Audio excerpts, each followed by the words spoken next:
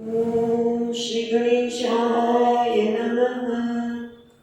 ॐ श्री सरस्वत्यै नमः। ॐ श्री सद्गुरुभ्यो नमः। ॐ भागवत भगवान की जय।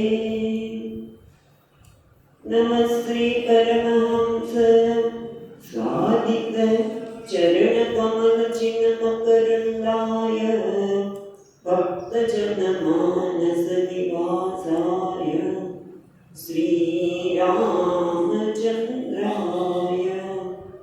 वागीसायस्य वदने लक्ष्मी यस्य च वक्षसि यस्यास्ते हृदये संवित् तं नृसिंहं भजे। सच्चिदानंद रूपाय विश्वोत्पत्त्यादिहेतवे तापत्रय विनाशाय श्रीकृष्णाय वयं नमः।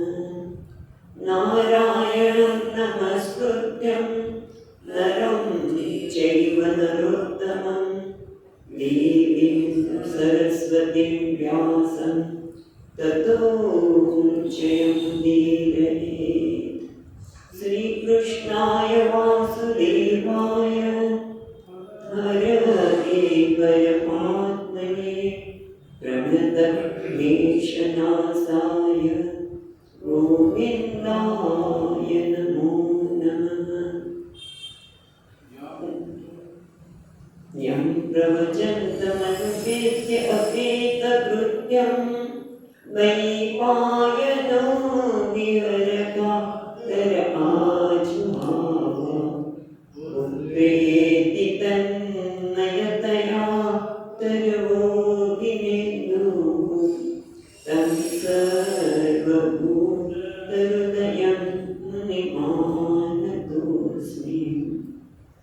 जन्माद्यस्य यतन्वयादितरतः चार्तेष्वपि न स्वराट् तेने ब्रह्महृदायादिकवये मुह्यन्ति सूरयः तेजो वारिमृदां यथा विनिमयो यत्र त्रिसर्गो मृषा नाम्ना स्वेन सदा निरस्तकुहकं सत्यं परं धीमहि। नमो भगवते तुभ्यं वासुदेवाय धीमहि प्रद्युम्नाय निरुद्धाय नमः संकर्षणाय च।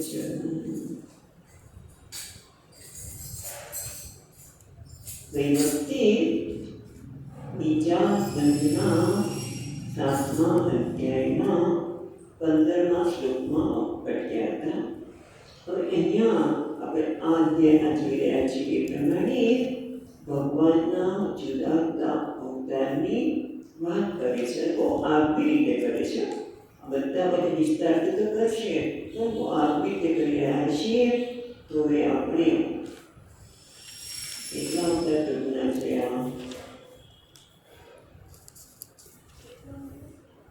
7મો સ્કંદ 7મો અધ્યાય બીજા સ્કંદનો। એટલે આપણે જોયું કે બ્રહ્માજી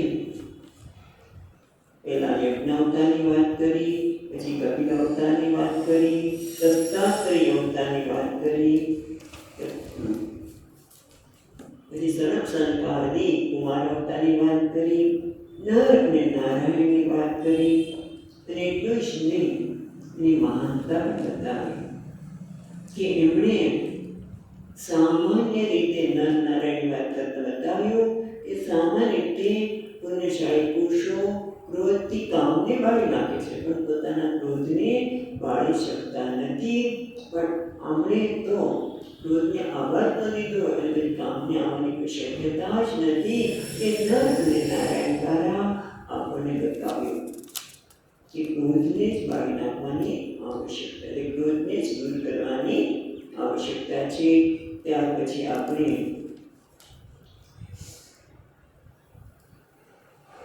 એની વિસ્તારતા કર્યા પછી વૃદ્ધોવતારની વાત કરી, ઋષભ અવતારની, હયગ્રીવ, મત્સ્ય અવતાર, કૂર્મ અવતાર, નૃસિંહ અવતારની વાત કર્યા પછી હરિસંનગ, હરિ જેનું નામ છે અવતારની બે શ્લોકમાં વાત કરી રહ્યા છે. 15મો શ્લોક હવે વાંચે.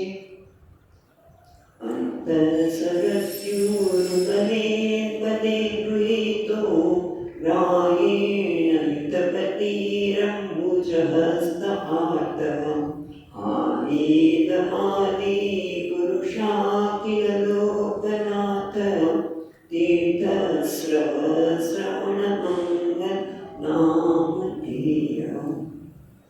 એટલે કે છે અંત સરસી ઉરુબલેન પદે ગૃહીતઃ ગ્રાહેણ, ગ્રાહ દ્વારા, મગર દ્વારા સ્વરોની અંદર જેના પગને પ્રત્યેક ગાળમાં મગરે પકડી રાખ્યો છે. કોનો? યુદ્ધપતિ. યુદ્ધપતિ એટલે હાથીઓના ટોળાના નાયકનો. એમણે અંબુજ હસ્ત સરોવરમાં રહેલા કમળને પોતે હાથમાં લઈને, ઊંધમાં લઈને આર્ત સ્વરે ભગવાનની સ્તુતિ કરી છે કે આદિ પુરુષ, કે અખિલ લોકના નાથ, કે તીર્થશ્રવ, પુણ્ય કીર્તિ ધરાવનારા, શ્રવણ માત્રથી મંગળ આપનાર હે ભગવાન, આર્ત સ્વરે રક્ષણ કરો. શબ્દ લખ્યો નથી, રક્ષણ કરો કેમ જ્યારે કહેવામાં આવ્યું ત્યારે આર્ત સ્વરે કહેવામાં આવ્યું ત્યારે 16મા શ્લોકમાં કહે છે શુદ્ધાહરિસ્તમનાર્થિમપ્રમેય ચક્રાયુધ પતંગરાજબુદ્ધાધિરૂઢઃ ચક્રેણ નક્રવદनं વિનિપાટ્ય તસ્માत् હસ્તે પ્રગૃહ્ય ભગવાન કૃપયા ઉચ્ચાર. શ્રુત્વા હરિની, જ્યારે ગજેન્દ્રનો યુદ્ધપતિ ગજેન્દ્ર છે ને, યુદ્ધપતિ હાથીના ટોળાના નાયક એટલે ગજેન્દ્રને શ્રુત્વા, એનો આર્તનાદ સાંભળીને હરિની તમ, જો પહેલી લીટીમાં જો તમ મરણાર્થી છે, તમ મરણાર્થી નથી પણ તમ પરણાર્થી, પરણાર્થી એટલે શરણાગતિ, શરણાગતિ અપ્રમેય, અપ્રમેય અતિ બળવાન, અતિ બળવી એવા ભગવાને ચક્રાયુધ એ ગૃહીત ચક્ર, હાથમાં ચક્રને લઈને પતંગરાજ, પતંગરાજ એટલે ગરુડની પાંખ ઉપર આરૂઢ થયા. અધિરૂઢ, પતંગરાજ પૂજા અધિરૂઢ એટલે પક્ષીરાજ ગરુડની પાંખ ઉપર આરૂઢ થયા, સવાર થયા અને ત્યાં પહોંચ્યા છે. અને શું કહ્યું? ચક્રેણ નક્રવદન વિનિપાટ્ય, ચક્રેણ ચક્ર દ્વારા, નક્રવદન એટલે મગરના મુખને વિનિપાટ્ય છીપવા, અને તસ્માત હસ્તે પ્રગૃહ્ય ભગવાન કૃપયા ઉચ્ચાર, અને બીજાથી પેલા પ્રગૃહ્ય અને તસ્માત હસ્તે પ્રગૃહ્ય, અને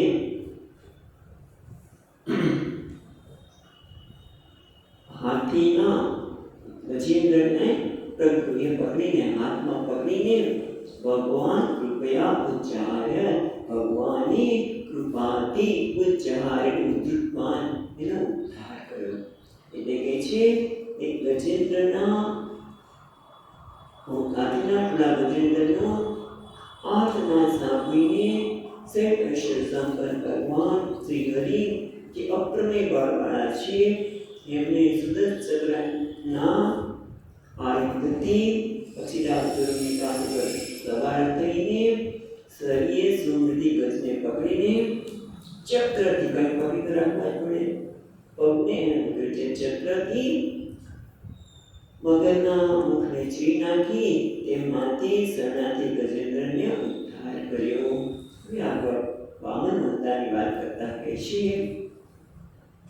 છાયાન ગુણૈરવરચોપ્યદિતે સુતાનાં લોપાન વિચક્રમ ઇમાન યથાધિયજ્ઞઃ ક્ષમાં વામનેન જગૃહે તિપતશ્ચલેન યાંચામૃતે પતિચરણ પ્રવૃત્તિભીર્ન ચાલ્યઃ. એટલે છે પેલી રીતમાં જો છાયા એટલે શ્રેષ્ઠ ગુણૈ જે ગુણથી શ્રેષ્ઠ છે. જે કોણ છે? ગુણથી શ્રેષ્ઠ છે. કોણ છે? અવરજઃ એટલે કન્યા. ચેના નામ પણ ગુણથી જે શ્રેષ્ઠ છે. કોણ? અદિતે સુતાનાં અદિતિના જે 12 પુત્રો છે એમાં યજ્ઞના અધિષ્ઠાન વિષ્ણુ જે છેલ્લા જન્મેલા એટલે સૌથી નાના હોવા છતાં ગુણમાં સૌથી જાયા મોટા હતા.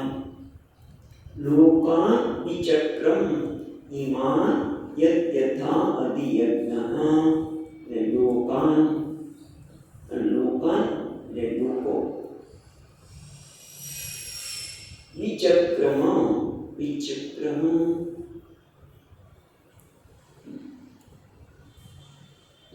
પગમાંથી ઓળગી લીધા. વિચક્રમ પગથી જેણે માપી લીધું. ઇમાન લોકાન આ લોકોને પગથી વિચક્રમ એટલે માપી લીધા, પગથી ઓળંગી લીધા. અથ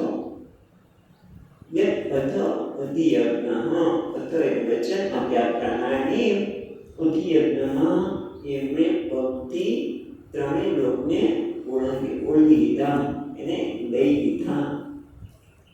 અને ક્ષમા એટલે સર્વાન પૃથ્વીને બધા લોકને અધિયજ્ઞમાં જે પ્રમાણે વચન આપ્યું તે પ્રમાણે રાજા બનીને વામન જગૃહે વામન રૂપે જઈને જગૃહે ત્રિપદમ છલેન 3 પતિ વામન રૂપે એમને આ બધા પૃથ્વી સાથે બીજા લોકને પણ એમણે ઓળવી લીધા. ઓળવી લીધા માટે વિચક્રમ ઓળવી લીધા. એવું કેમ કર્યું? તો કે છે યાંચામ વૃતે સિવાય પતિ ચરણ પ્રભુદ્ભી ન ચાલ્યઃ. પતિ એટલે માર્ગ બરાબર. ચરણ પ્રભુદ્ભી જે સન્માર્ગે ચાલનાર છે, ધર્મના માર્ગને ચાલનાર છે, એની પ્રવૃત્તિ એટલે ઐશ્વર્યને ન ચાલે ને તમે નાશ ન કર્યો. જે ધર્મના માર્ગે ચાલે છે એની ઐશ્વર્યને એની સંપત્તિને કોઈ નાશ કરી શકે નહીં. ભગવાને બધી સંપત્તિનો નાશ કરી નાખ્યો છે. કહેવાય લોકોનો પૃથ્વી સાથે વિચારતા લોકોનો બધાને એમણે તો લઈ દીધા. એવું કેમ કર્યું? યાંચા એ ફક્ત યાંચા એટલે માગણી સિવાય યાંચા એટલે માગણી સિવાય તમે આવા ભગવાનના માર્ગે ચાલનારા, ધર્મના માર્ગે ચાલનારા ને ઐશ્વર્યથી ભ્રષ્ટ કરી શકાય નહીં. સન્માર્ગમાં ચાલે મનુષ્યને મહાસંતપુરુષો દ્વારા પણ યાચના સિવાય ભગવાન તો મહાપુરુષ છે, યાચના સિવાય એમને માગણી સિવાય ઐશ્વર્યથી ભ્રષ્ટ કરી શકાય નહીં. તો પ્રશ્ન થાય કે નાનું ઈશ્વર સ્વયં કિમિતિ દુર્બળવત તથા ચક્રે તત્ર આહમ. શંકા એ કરી કે ઈશ્વર કેમ દુર્બળે છે મારું પ્રકટ કર્યું? તો કે છે યાચના વિના ધર્મેના માર્ગે ચાલનારને ઐશ્વર્યથી ભ્રષ્ટ કરી શકાતા નથી. પછી ફરીવાર પ્રશ્ન થયો કે તો પછી ભગવાનને માગવાના બાને છળ કર્યું તે અનુચિત નથી ને? ભગવાન વંચિત કરે તો કે વાત પણ સાચી છે.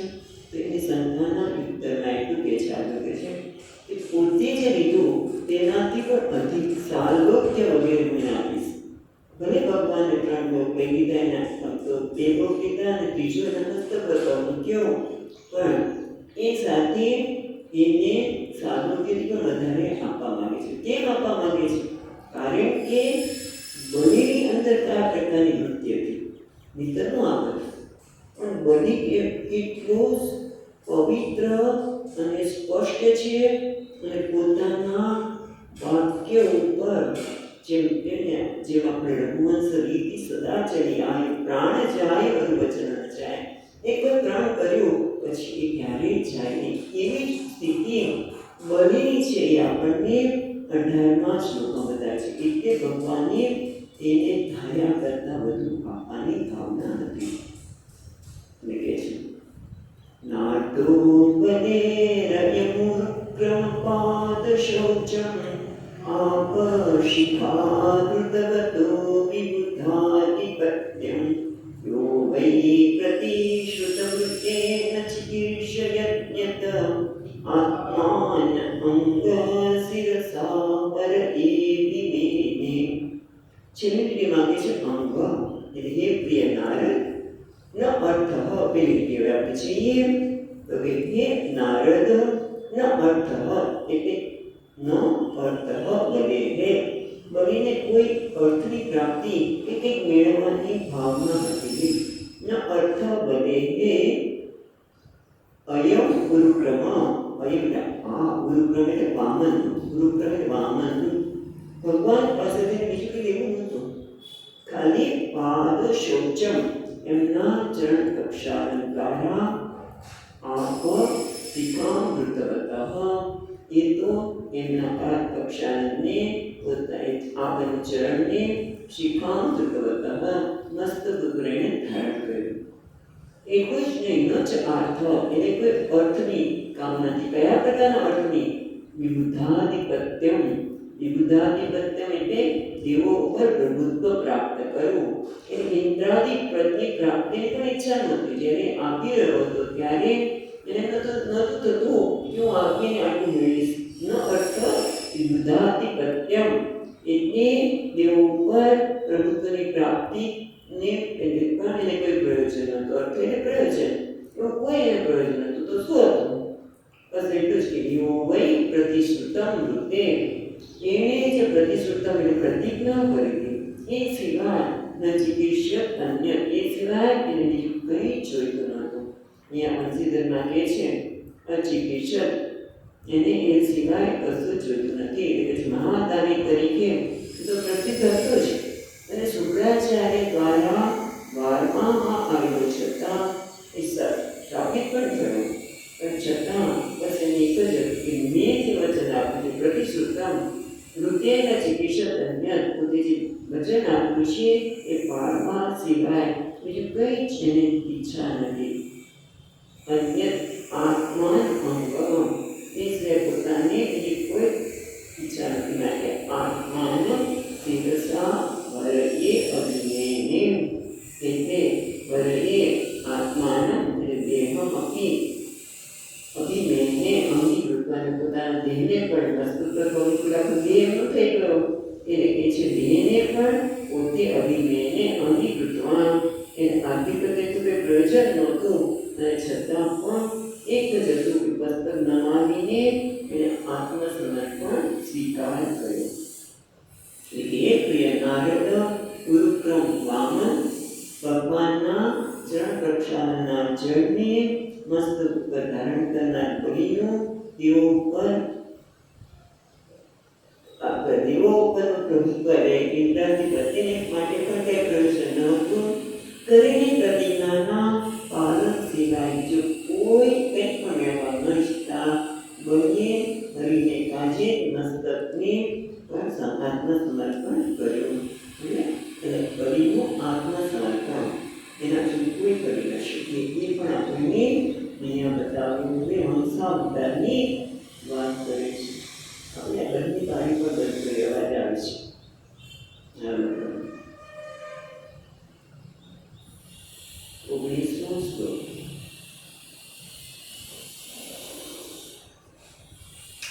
તુલ્યં ચ નારદ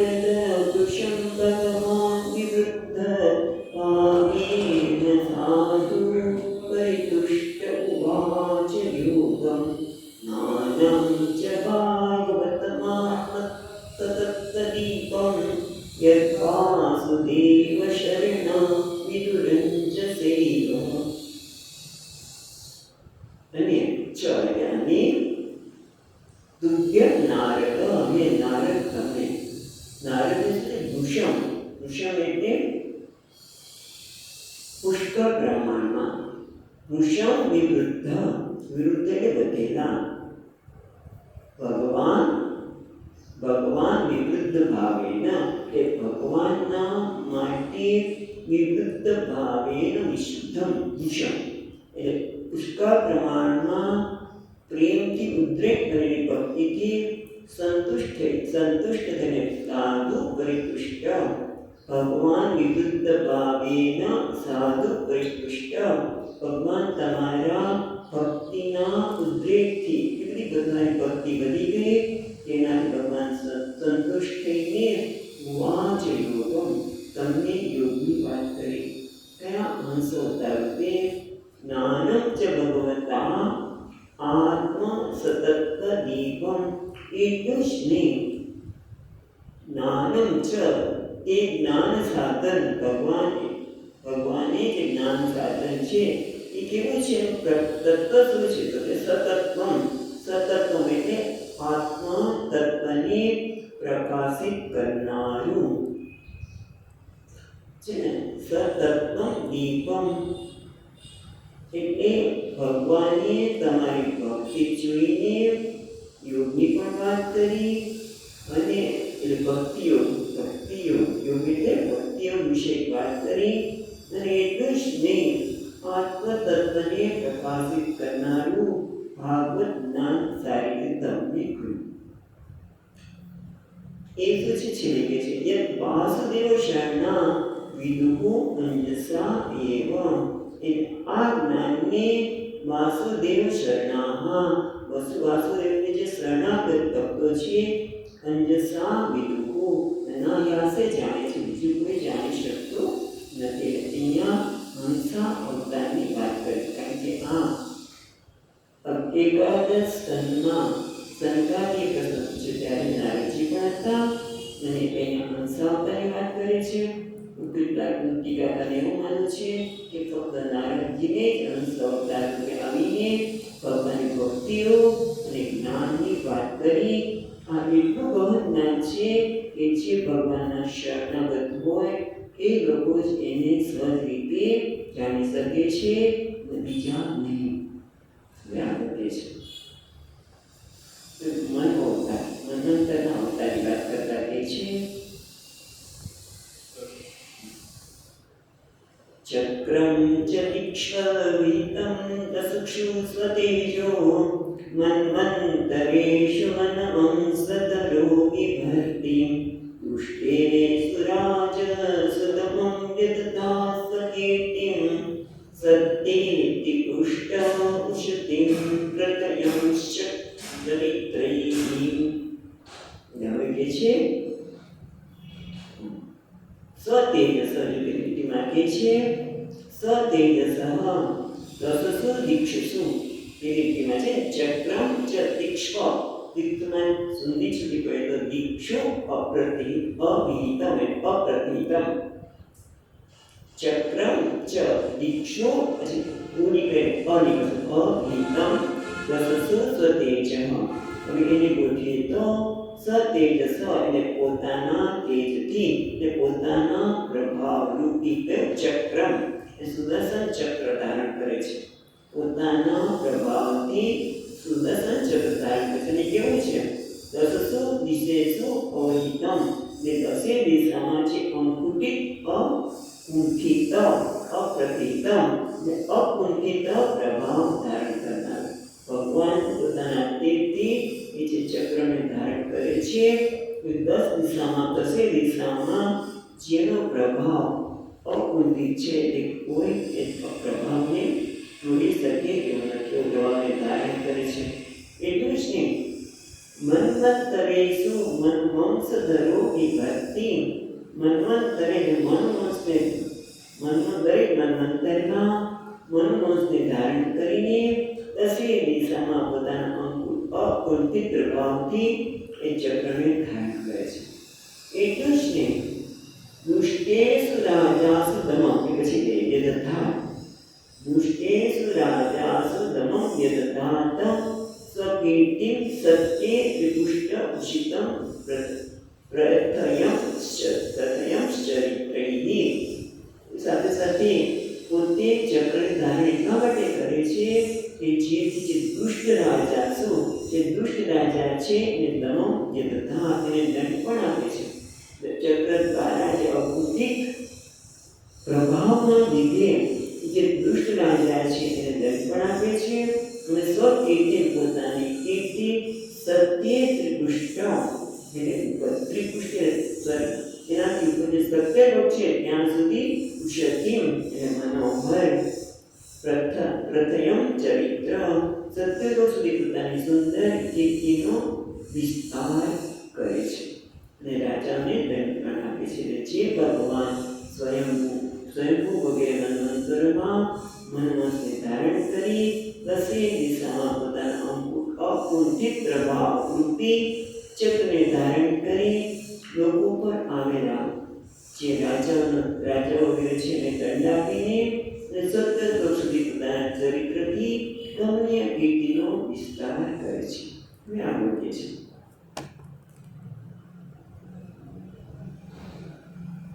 હવે ધન્વંતરી અવતારની વાત 21મા શ્લોકમાં કરે છે.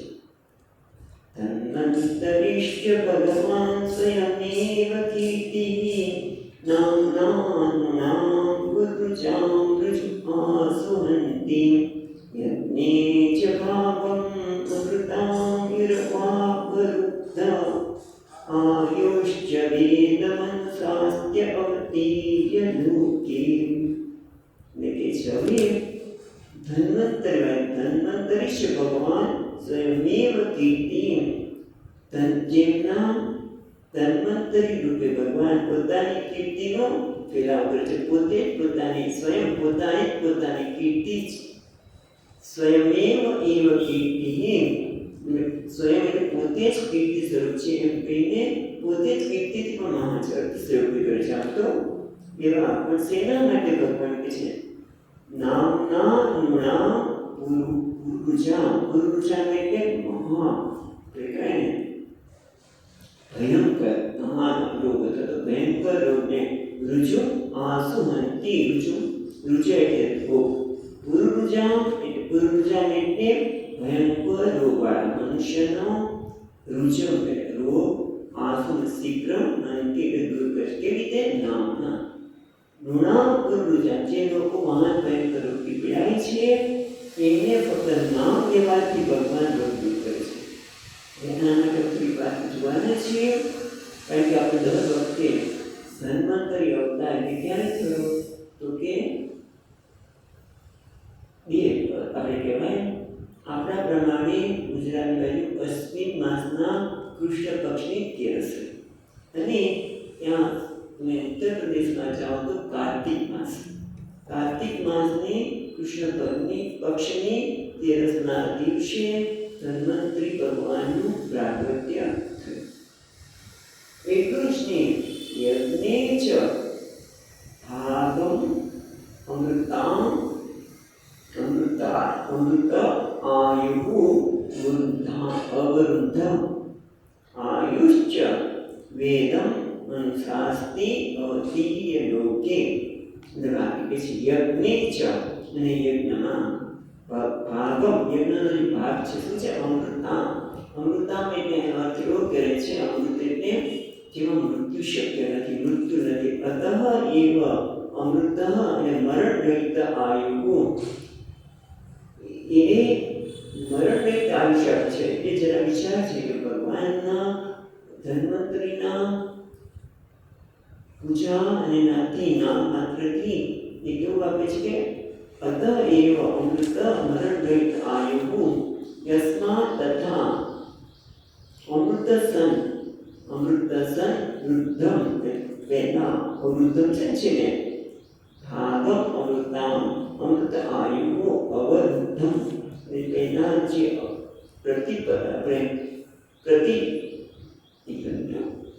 પ્રતિસિદ્ધમ એમ જે અવરોધ થઈ ગયો હતો યજ્ઞનો ભાગ જે દેવતાઓને દુષ્ટ દ્વારા અસુરો દ્વારા જે રોકી લીધો હતો એ યજ્ઞનો ભાગ પણ મળવા લાગ્યો.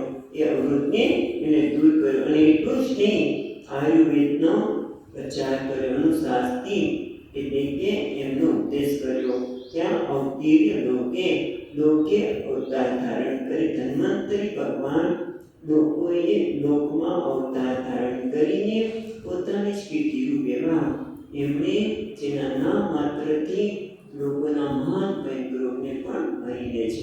આના સંબંધિત નાનકડી વાત કરે કે આપણે દર વખતે ધનતેરસના દિવસે ધર્મિક લોકો પૂજા કરે છે, પણ ખરેખર તો ધન્વંતરી પૂજા આપણે કરી રહ્યા છીએ તે દિવસે. અને ત્યારે ખબર છે કે નારદજી પૃથ્વી લોક પર ફરતા હતા ત્યારે એમણે લોકોને ભાવતા રોગથી પીડાયેલા થયા. એટલે એ ભગવાન પાસે વૈકુંઠ લોકમાં ગયા. એમને પ્રાર્થના કરી કે ભગવાન આવું કંઈક બધા લોકો રોગથી પીડાય છે એને મુક્ત કરો. એટલે કે જા હું ધન્વંતરી રૂપે ક્યારે સરસ શ્રદ્ધા કરી ધન્વંતરી તેરસના દિવસે હસ્ત નક્ષત્ર અને ગુરુવારના દિવસે કૃષ્ણ પક્ષનો તેરસ અશ્વિની માસ આપણા પ્રમાણે ગુરુવાર અને હસ્ત નક્ષત્રમાં હું પૃથ્વી પર અવતાર કરીશ. પણ એ કેવી રીતે તમે અવતાર ધારણ કર્યો બરોબર, પણ તમારાથી કોઈના રોગ દૂર થયા છે તો કે હા.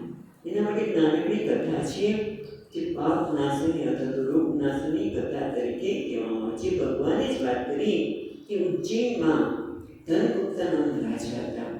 ધનગુપ્ત બહુ ધાર્મિક હતા, પ્રજાપાલક હતા, પ્રજાનું પુત્રનું પાલન કરતા હતા. તેમ છતાં કોઈ કારણસર એને ક્ષય રોગ, ટીબી રોગ લાગુ પડ્યો અને શરીર ઘસરાવા લાગ્યો. આપણે ઘણી બધી પ્રાર્થના કરી, મંત્રોચ્ચાર કર્યા, કોઈ ઔષધિ કરી, પણ કોઈ રીતે એમનો રોગ દૂર થતો નથી. એમની સુશીલા નામની પત્ની જે સુશીલ છે એને પણ પોતાના પતિના રોગને દૂર કરવા માટે ઉપવાસને દૂર કરવા લાગી અને એના લીધે એને અતિશય નામનો રોગ લાગુ પડ્યો. અને એ દરમિયાન એમને 5 પુત્રો થયા અને એમને પણ રોગિષ્ઠ થયા. કોઈકને આંપાર, બીજાને પીલિયા, એકને કુષ્ઠ, કોઈને ઉધરસ અને કોઈને શ્વાસનો રોગ. આમ બધા પીડાવા લાગ્યા. એટલે હવે તો રાજાને બહુ મુશ્કેલી પડી કે હું તો એક પીડાતો હતો, હવે મારી પત્ની અને 5 પુત્રો રોગથી પીડાય છે, એટલે આપણે તો કંઈક ઉપાય કરવો જોઈએ. અને કે વનમાં જાય છે, ત્યાં એ તપસ્વી મહામુનિ ભરદ્વાજ મળે છે અને એમને પૂછે છે કે આ રોગમાંથી મુક્ત થવાની વાત કરો. એટલે એમણે કહ્યું કે ભગવાન ધન્વંતરી જે અવતાર ધારણ કરે છે એમની તમે આરાધના કરો. દર ધનતેરસે મેં પૂજા કરી 13 વર્ષ સુધી એમણે ભગવાનની સ્થાપના કરી, પૂજા કરી અને ભગવાન પ્રગટ થયા અને બધો રોગને ભરી દીધો. ટૂંકમાં અહીંયા જે કહેવામાં આવ્યું છે કે જે નામ માત્રથી અને એ રોગને ભરી દે છે. અને આપણને ખબર છે કે 13 વર્ષ સુધી એમણે પૂજા કરી. એના માટે 13 દોરા લેવામાં આવે છે, 13 ગાંઠ બાંધવામાં આવે છે અને ભગવાનનું નામ પણ આપણે બોલીએ છીએ. યાદ કરી લઈએ. યાદ છે ને? ઓમ નમો ભગવતે વાસુદેવાય ધન્વંતરે અમૃતકલશહસ્તાય સર્વમય વિનાશાય ત્રૈલોક્યનાથાય શ્રી મહાવિષ્ણવે નમઃ. કારણ કે વિષ્ણુ ભગવાન અવતાર છે એટલે માટે ઓમ નમો ભગવતે વાસુદેવાય. પછી કે ધન્વંતરે, તમે ધન્વંતરી રૂપે છો, હાથમાં અમૃત કળશને ધારણ કરનાર અને સર્વમય બધા પ્રકારના આમય રોગને વિનાશ કરનારા એવા ત્રિલોકના નાથ અમે તમને પ્રણામ કરીએ છીએ. જેથી અમારા પણ કોઈ રોગ હોય તો તમે દૂર કરો. આમ એટલું જ નહીં, રોગ તો દૂર કરે જ છે, પણ યજ્ઞનો ભાગ બંધ થયો તો એના યજ્ઞ ભાગને દૂર, અવરોધને દૂર કર્યો. અને એટલું જ નહીં, આયુર્વેદ શાસ્ત્રનો પ્રચાર કર્યો અને એ આયુર્વેદ દ્વારા, આયુર્વેદના ઔષધિ દ્વારા લોકોના રોગને શમન કર્યો. એ આગળ છે.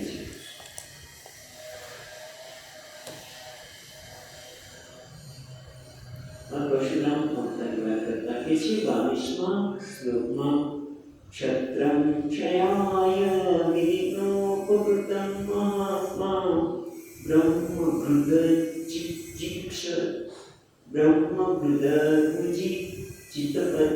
નરપાટિલિપ્સુઃ ઉદ્યન્તિ સા ભવનિ નિકંઠ મુક્રવીર્યં વીર્યઃ ત્રિસપ્તકૃત્વા ઉર્ધા પર સવપદેન. કેટલાક શબ્દ તો બરાબર યાદ કરીને બરાબર સંસ્કૃત બરાબર બોલો. તો અમે કહે છે ક્ષત્રં ક્ષયાય વિધિના ઉપકૃતં મહાત્મા બ્રહ્મગૃદ ઉજ્જીગીષપથં નરકાતિલિપ્સુઃ પેલા છૂટા પાડી શબ્દને ઉદ્ધંતિ ઉદ્ધંત્ય છે ઉદ્ધંતિ પછી અસૌ ત્યાં છે ને ઉદ્ધંતિ યનમાંથી ઈ નિધન અનિગત અસૌ અવની પછી અસૌ પછી છે અવની કંઠમ ઉગ્રવીર્યમ ત્રિસપ્તકૃત ઉદ્ધાર પરસ્વતેન. હવે છે ઉગ્રવીર્ય મહાત્મા છે ખૂબ તેજ ધરાવનાર એટલે પરશુરામ. ઉગ્રવીર એટલે પરશુરામ. મહાત્મા પરશુરામ શું કહ્યું? ક્ષત્રં ક્ષાયાય વિધિના ઉપકૃતં ઉપને સમર્પિત. વિધિ એટલે પ્રારબ્ધ દૈવને જે સમર્પિત છે એવા કેવા છે દૈવના વિધે તે બ્રહ્મદ્રુત. બ્રહ્મદ્રુત એટલે બ્રાહ્મણનો દ્રોહ કરનાર બ્રહ્મદ્રુત એવા. અને કેવા છે ઉજિત પથ. બ્રહ્મદ્રુત પછી કોણ કીધો એટલે પૂરી કરશે. ઉજ્જિત પ્રથમ એટલે જે વેદ માર્ગના પદથી જે ભ્રષ્ટ થયેલા છે. કેટલા છે? ક્ષત્રં ક્ષયાય એટલે જે ક્ષત્રિયો વિધિના એટલે જે પોતાના કર્મોથી દૈવને સમર્પિત છે. વિધિના ઉપકૃતમ એ સમર્પિત છે. કેમ? કારણ કે બ્રાહ્મણોનો દ્રોહ કરનારા, વેદમાર્ગથી ચરિત અને નરકાતિલિપ્સુઃ જેમ કે નર્કની ઈચ્છાવાળા. લિપ્સુઃ એ ખરેખર કોઈ નર્ક નહીં છે પણ પોતાના કર્મના લીધે નરકાતિલિપ્સુઃ એવા લોકોને ઉદ્ધંતિ એટલે મોસ કરી ઉદ્ધંતિ ઉખાડી નાખ્યા. અસો આ જે ભગવાન પરશુરામે અગ્નિ પૃથ્વી પર કેવા છે કંટકમ એ કંટક સમાન છે. પૃથ્વી પર જે કંટક સમાન છે એને ઉદ્ધંતિ એટલે મોસ સાથે ઉખાડી નાખ્યા. કેટલી વાર? તો કે છે 30 સપ્તકૃત એટલે 3 × 7 એટલે 21 વાર. 21 વાર ક્ષત્રિયોને એમને મોંથી ઉખાડી નાખ્યા. શેના માટે? ઉદ્ધાર પરસ્વતેન. ઉદ્ધાર એટલે તીક્ષ્ણ ઉદ્ધાર. ચંદ્ર સમાન હોવાથી એને તીક્ષ્ણ ધારવાળા પરશુથી એમને હણી નાખ્યા. હવે આના અંતરમાં પણ આપણને ખબર છે કે વેદ વિદ્વાનનો ત્યાગ કરનાર, બ્રાહ્મણનો દ્રોહ કરનાર, પૃથ્વી પર કંટકરૂપ દૈવ દ્વારા વિનાશ માટે વિધિ પામેલા, જાણે કે નરકની પીડા માટે ચિંતા હોય એવા ક્ષત્રકુળને ઉગ્ર પરાક્રમી ઉદારમન વાળા મહાત્મા એટલે ઉદારમન વાળા શ્રી હરિ પરશુરામે પોતાની તીક્ષ્ણ ધાર દ્વારા પરસીથી 21 વખત નિર્મૂળ કર્યા. એમાં પણ આપણને ખબર છે કે પરશુરામજી આવું કેમ કર્યું? તો એવું કહેવાય છે કે સહસ્રાર્જુન નામ તેનું અર્જુન જ હતું, પણ એને દત્ત ભગવાનની આરાધનાથી 10% આમાં જ આવેલું. એ દત્ત ભગવાનના અવતાર વખતે આવેલું છે દુનિયા તો. એટલે દત્ત ભગવાનની આરાધના કરી 10,000 હાથીનું બળ પ્રાપ્ત કર્યું. એનો દુરુપયોગ કરી પરશુરામના અને એના પિતાના જમદગ્નિ માતાના રેણુકા છે અને એમના આશ્રમને કેદાર નિદાન કર્યું. એટલે પરશુરામને ગુસ્સો આવ્યો અને એમણે એના સહસ્રા ભાવ છે એને છીડી નાખ્યા. એટલે હવે એના બાળકોએ એનો સહસ્રારના બાળકોએ ઉમેરવા માટે બિચારા મોટા પશુના ત્યારે એમના પિતા જમકદગ્નિને મારી નાખ્યા. એની માતા પણ સતી થઈ ગઈ. એટલે બંને એવા છે ક્ષત્રિયો ઉન્માર્ગે જનારા છે. ત્યાં તેમણે પછી કે છે શિવજીની ખૂબ આરાધના કરી. શિવ આરાધનાથી એમને ભગવાનને પરશુપણ આપ્યું. યુદ્ધની કળા પણ એમણે વિશ્વામિત્ર પાસેથી પણ શીખી છે એવું કહેવામાં આવે છે. અને એટલું જ નહીં, એટલે વિદ્યુતભી નામનું પરશુ આપ્યું. અને શ્રી કૃષ્ણના ત્રૈલોક્ય વિજય કવચ, શ્રી કૃષ્ણનું ત્રૈલોક વિજય કવચ અને સ્તવરા સ્તોત્ર અને મંત્ર કલ્પતરુ મંત્ર આપ્યા. અને આના લીધે આ બધી શક્તિ રીતે એમણે 21 વાર ક્ષત્રિયોથી યુદ્ધ કર્યા. 21 વાર યુદ્ધ ક્ષત્રિયોને માર્યા છે. એની પત્ની તો જીવતી હતી અને એ બધામાંથી પાછા બાળકો ક્ષત્રિયો જન્મ પામ્યા. અને આ રીતે પરશુરામ અવતારની વાત કરે. હવે રામા અવતાર ત્રણ શ્લોકમાં રામા અવતારની વાત કરે છે. બહુ સુંદર રીતે ને આ શ્લોકો આગવી રીતે ભગવાનના અવતારની વાત કરતા કહે છે. 23મા શ્લોકમાં અસ્મત પ્રસાદ સુખ કલયા ક્લેશ વિશ્વાકુવંશ અવતીર્ય ગુરુર્નિદેશે तिष्ठन् वनं दयितानुज आविवेश यस्मिन् विरुद्ध दशकन्दर आर्तिमार्चत. અસ્મત એટલે અમારા જેવા, અમારે બ્રહ્માજી વગેરે.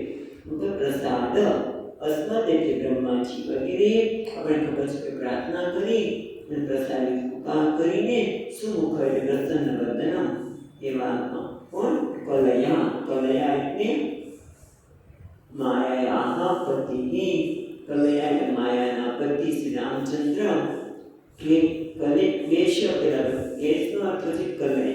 ક્લેશ એટલે માયાયા ઈશ, માયાના પતિ. અને કલયા એટલે કલા, એમની કલાના અંશ, કલાના અંશ એટલે કલયા એટલે ભરત વગેરે જે કલારૂપ છે બધા દ્વારા વિશ્વાકુવંશ અવતીર્ણ. અમારા બધાની કૃપા કરવા માટે પ્રસન્ન વદન કલેશ માયાના પતિ પોતાની કળા સાથે વિશ્વાકુવંશમાં ભરત લક્ષ્મણ બધાની કળા છે એમના વિશ્વાકુવંશમાં અવતીર્ણ અવતાર ધારણ કર્યો. અને ગુરુ નિર્દેશે, ગુરુ એટલે પિતા, પિતાના આજ્ઞાથી, પિતાની નિર્દેશ આજ્ઞાથી તિષ્ઠન વનમ સદયિતા અંચ પોતાની પત્ની નાના લક્ષ્મણ સાથે વનમાં રહ્યા. આ વિવેશ આજ્ઞાથી વનમાં પધાર્યા. આ વિવેશ પ્રવેશ કર્યો. પછી આગળ કે છે અસ્મિ વિરુદ્ધ. અસ્મિ એટલે શ્રી રામ, જેમની સપ્તમી છે શ્રી રામનું વિરુદ્ધ કૃત્વા, વિરુદ્ધ કૃત્વા કોને? તસ્કંદર રાવણ આરતી આર્ચત. આરતી એટલે દુઃખ અથવા તો નાશ, આર્ચત એટલે પ્રાપ્ત કર્યું. એને અહીંયા કહે છે કે અમારી પ્રાર્થનાથી અમારા પર કૃપા કરવા માટે જે પ્રસન્ન વદનવાળા એવા માયાપતિએ પોતાની કૃપા સાથે વિશ્વાકુવંશમાં અવતાર ધારણ કર્યો. અને ગુરુ એટલે પિતાની આજ્ઞાથી વનમાં પોતાની પત્ની સાથે રહ્યા. આ વિવેશ પ્રવેશ કર્યો. અને જ્યારે દશકંધર રાવણે એમનો વિરોધ કર્યો ત્યારે એ દુઃખને એટલે નાશને પ્રાપ્ત થયો.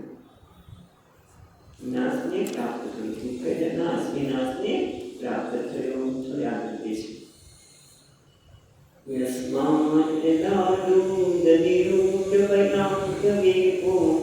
માર્ગમ સપદ્યેરિ પુરં હરિવદ્યતુક્ષો દુર્ગેસુરં મથિતો શરોસ સુષોણ દૃષ્ટ્યા તાતપ્યમાન મકરો રગનક્રચક્રઃ. ભગવાનની વાત આગળ કરે છે.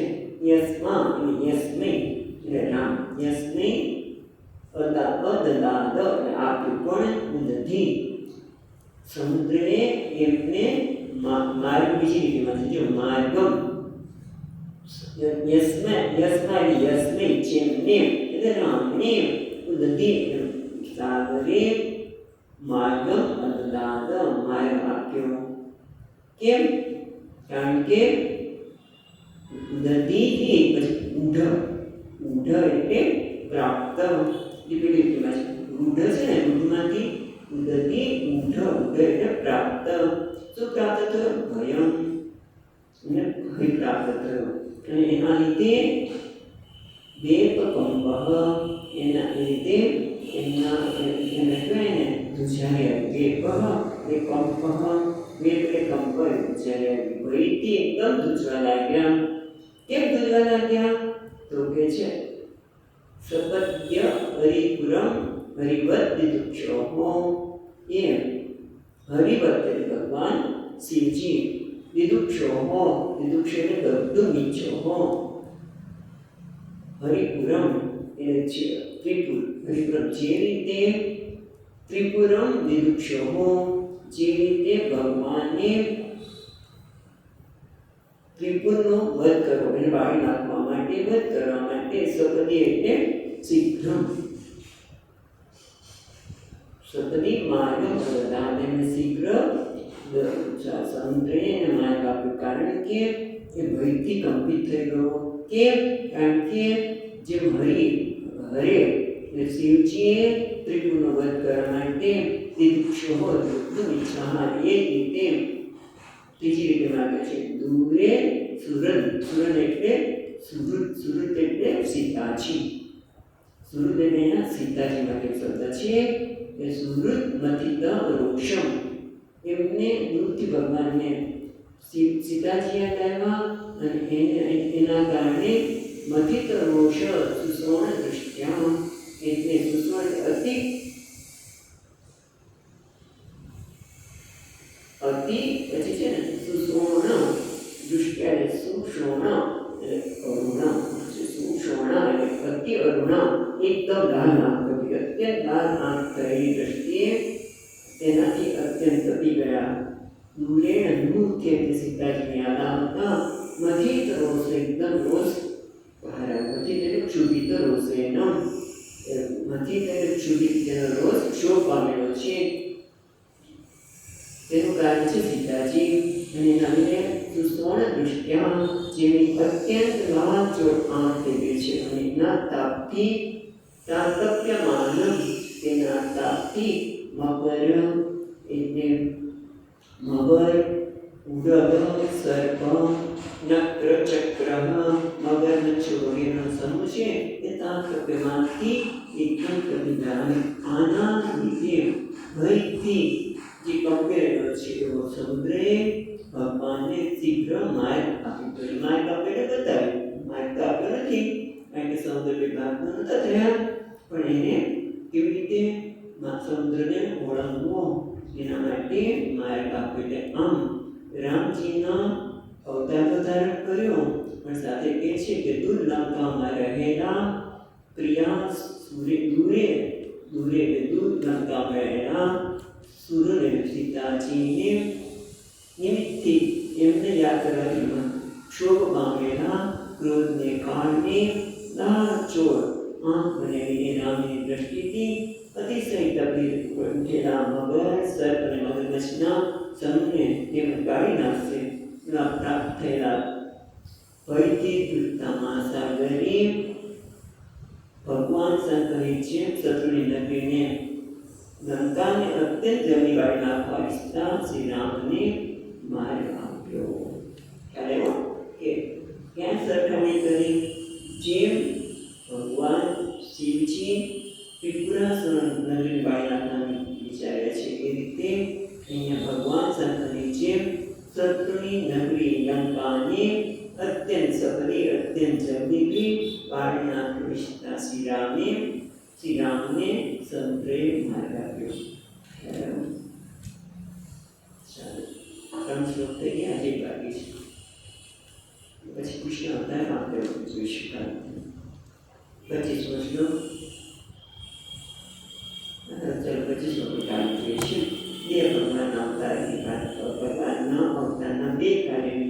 કરી કાલ બીજો રામ આવતાનો શ્લોક જોઈ આગળ જઈશું.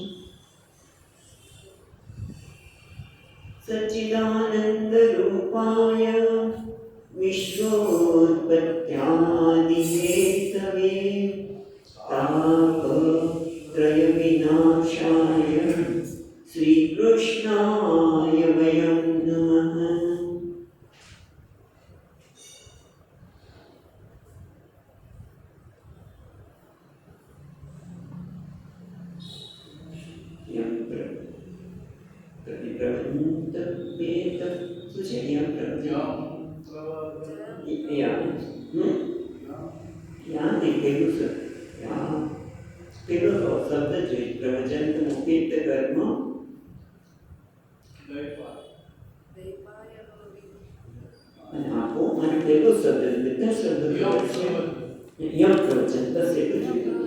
यं प्रवचन्तमनुपेत्य अपेतकृत्यं वैपायनो विवरणात्तर आजुहाव पूर्वेति तन्मयतया तरवोऽपिनेन्दुः तं सर्वभूतहृदयं मुनिमानतोऽस्मि. ॐ शान्ति शान्ति शान्तिः. हरि ओम श्री गुरुभ्यो नमः.